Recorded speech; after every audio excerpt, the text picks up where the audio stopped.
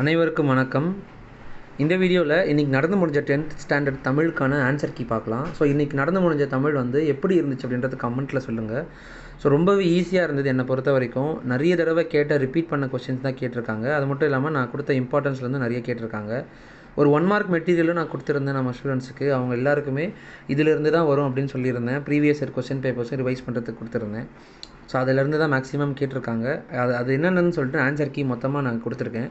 அதை அனலைஸ் பண்ணியும் பார்த்துடலாம். நீங்கள் எவ்வளோ மார்க் எடுப்பீங்க அப்படின்றத கமெண்ட்டில் சொல்லுங்கள். அண்ட் 1 மார்க்லேருந்து உங்களுக்கு எவ்வளோ மார்க் வரும் அப்படின்றதும் கமெண்ட்டில் சொல்லுங்கள். ஸோ ஃபஸ்ட்டு பலவல் தெரிவிக்க கேட்டிருக்காங்க. இதெல்லாமே புக் பேக் தான் கேட்டிருக்காங்க. புக் இன் சைட் அப்படின்றது எதுவுமே கிடையாது. ரொம்பவே ஈஸியஸ்ட்டு கொஸ்டின். ஃபஸ்ட் ஒன்னுக்கு பார்த்தீங்கன்னா இன்மையிலும் விருந்து.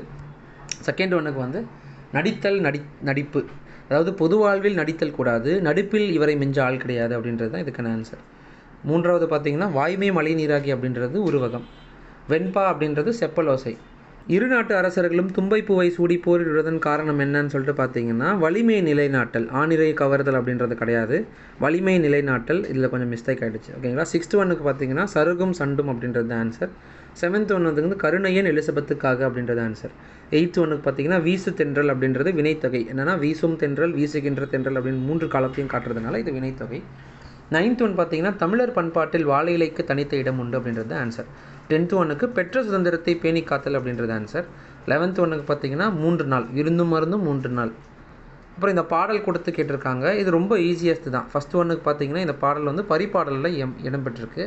பரிபாடலோட ஆசிரியர் யார்? கீராந்தையார். ஸோ அப்போது 15வதுக்கான ஆன்சர் கீராந்தையார். 13th ஒன் பார்த்தீங்கன்னா அடிமோனை தேர்ந்தெடுக்க அப்படின்னு சொல்லிட்டு கேட்டிருக்காங்க. மோனை அப்படின்றது ஃபஸ்ட்டு எழுத்து. இதில் அடியில் வர்றது உரு அறிவரா உந்து வலி அப்படின்றது தான் அடிமோனை. ஸோ முதல் எழுத்தில் ஊ மட்டும்தான் சமமாக வருது. அதனால் ஆன்சர் வந்து உரு அரி உந்து வலி அப்படின்றது ஆன்சர்.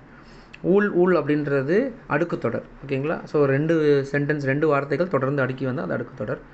ஸோ 1 மார்க் பொறுத்த வரைக்கும் 15மே கரெக்டாக இருக்கும். இந்த கொஸ்டின் பேப்பர் வந்து சென்டம் கொஸ்டின் பேப்பர் ஈஸியாக மார்க் எடுக்கலாம் 100 மார்க்ஸ். நீங்கள் எவ்வளோ எடுப்பீங்க அப்படின்றத கமெண்ட்டில் பண்ணுங்கள். அண்டு நம்ம சேனலில் பார்த்துட்டு இருந்தீங்கன்னா நம்ம சேனலை ஃபாலோ பண்ணுங்கள்.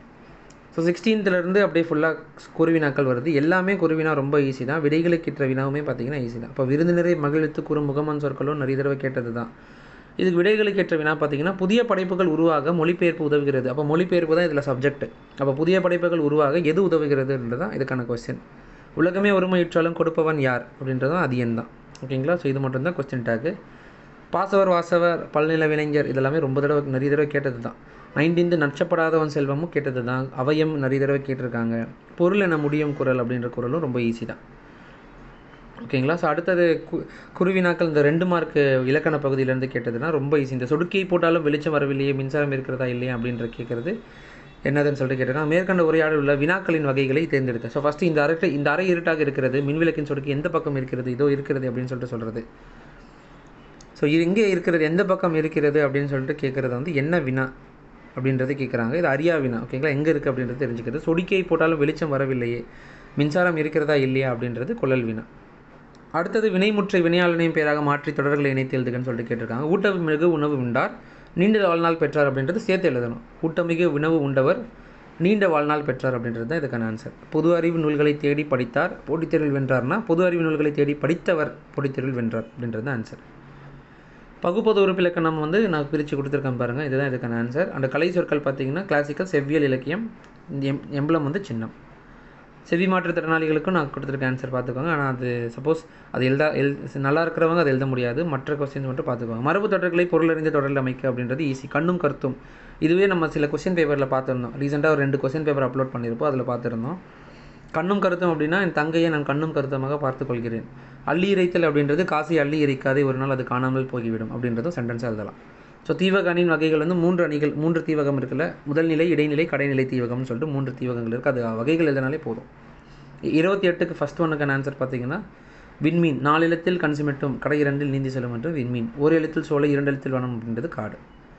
அது மட்டும் இல்லாமல் இந்த குருவினா சிறுவினா எல்லாமே ரொம்ப ஈஸியாக தான் கேட்டிருக்காங்க. நீங்கள் பாருங்கள்.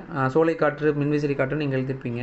அணியுமே பார்த்தீங்கன்னா இதில் ரொம்ப ஈஸியாக தான் கேட்டிருப்பாங்க. இந்த சிறுவினா பாருங்கள். மாலாத காதல் நோயாளன் போல் அப்படின்றதும் நிறைய தடவை கேட்டது தான். ஓகேங்களா. அது அடி மாறாமல் எழுதுக. அந்த மனப்பாடம் பாடல்கள் பார்த்திங்கன்னா அன்னை மொழி கேட்டிருக்காங்க. லாஸ்ட் டைமும் அன்னை மொழி தான் கேட்டிருந்தாங்க. 35th 36th 37th எல்லாமே ரொம்ப ஈஸி தான். இந்த 35th நிறைய தடவை கேட்டிருக்காங்க. புறப்பொருள் வெண்பாமலை கூறும் இலக்கணத்தின் வழி என்னது. இதில் வந்து நிரல் நிறை அணி கேட்டிருக்காங்க. 37th பார்த்தீங்கன்னா அழகீட்டு வாய்ப்பாடு கிடும் அப்படின்றது மலர் என்னும் வாய்ப்பாடில் முடிவடையும். ஸோ 38th கூட்டத்தை ஆற்றுப்படுத்துதல் வள்ளுவம் சிறந்த அமைச்சர். இதை நெடுவினாமே ரொம்ப ஈஸி செய்யுள்ளிருந்து. இந்த கடிதமே பார்த்தீங்கன்னா இந்த உணவு பாதுகாப்புத்துறைக்கு எழுதுறது இதெல்லாம் ரொம்ப ஈஸி தான். ஓகேங்களா. அந்த 40மே நிறைய தடவை கேட்டது தான். அதாவது ஒரு தொலைபேசி வந்து மனிதனை கட்டுப்படுத்துது, தன்னோட கண்ட்ரோலுக்கு கொண்டு வருது அப்படின்ற மாதிரி ஒரு 4-5 லைன் எழுதினாலே நமக்கு 5 மார்க் கொடுத்துருவாங்க. 41 வந்து விளையாட்டு மேம்பாட்டு ஆணையத்துக்கு உறுப்பினராக சேர விண்ணப்பம். அது வந்து படிவம் கேட்டிருக்காங்க, அதுவுமே ஈஸி தான். அண்டு 42nd பார்த்தீங்கன்னா இந்த இன்சொல்லை பேசுவதால் ஏற்படும் நன்மைகள், இதுவுமே ரொம்ப ஈஸி தான். அதுக்கப்புறம் இந்த 43rd 44 45thலாம் பார்த்தீங்கன்னா ரொம்ப ஈஸி தான். இந்த 43rdலாம் பார்த்தீங்கன்னா இந்த பேச்சு கலைஞர் நாடக கலைஞர் நிறைய தடவை கேட்டிருக்காங்க. இந்த தமிழ் சொல்வளம் கேட்டிருக்காங்க பாருங்கள். இதெல்லாம் உரைநடையில் இருக்கிற நெடுவினா தான், புக்கில் இருக்கிறது தான். இது படிச்சிருந்தாலே எழுதியிருக்கலாம். 44th மேரி கேட்டிருக்காங்க. கடின உழைப்பாளர் சிறப்பு மிக்கவர் போற்றத்தக்கவர் என்ற நிலையில் நீங்கள் கருதுகின்ற பெண் தொடர்பான செய்திகளை எழுதணும்.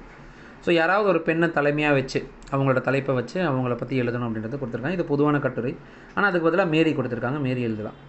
ஸோ 45வது பார்த்தீங்கன்னா பொருட்காட்சியை வந்து கட்டுரைப்படுத்தணும். அதாவது முன்னுரை நுழைவாயில் இதெல்லாமே சொல்லணும். உணவு கிடங்குகள் பற்றி குறிப்புகளை பயன்படுத்தி விண்வெளியில் கல்பனா சாவ்லா இதை பற்றி எழுத சொல்லியிருக்காங்க. ஸோ இந்த ஓவரால் கொஸ்டின் பேப்பர் பார்த்திங்கன்னா ரொம்பவே ஈஸியாக சென்டம் எடுக்கிற பேப்பர். ஸோ சில மார்க்ஸ் போக கண்டிப்பாக 95 அபோவுமே எடுக்கலாம். நீங்கள் எவ்வளோ மார்க் எடுப்பீங்கன்னு கமெண்ட்டில் தெரியப்படுத்துங்க. நம்ம சேனலை ஃபாலோ பண்ணலைன்னா ஃபாலோ பண்ணிக்கோங்க. அதுக்கப்புறம் அடுத்தது கண்டென்ட்ஸ் நாங்கள் கண்டினியூஸாக கொடுக்க போகிறோம். ஸோ இங்கிலீஷு மற்ற இருக்கிற சப்ஜெக்ட்ஸுக்கான கண்டென்ட்ஸ் நாங்கள் கொடுக்க போகிறோம். இம்பார்ட்டன்ட் கொஸ்டின் பேப்பர்லேருந்து அனலைஸ் பண்ணி வீடியோஸு இம்பார்ட்டன்ட் கொஸ்டின்ஸ் எல்லாமே கொடுக்க போகிறோம்.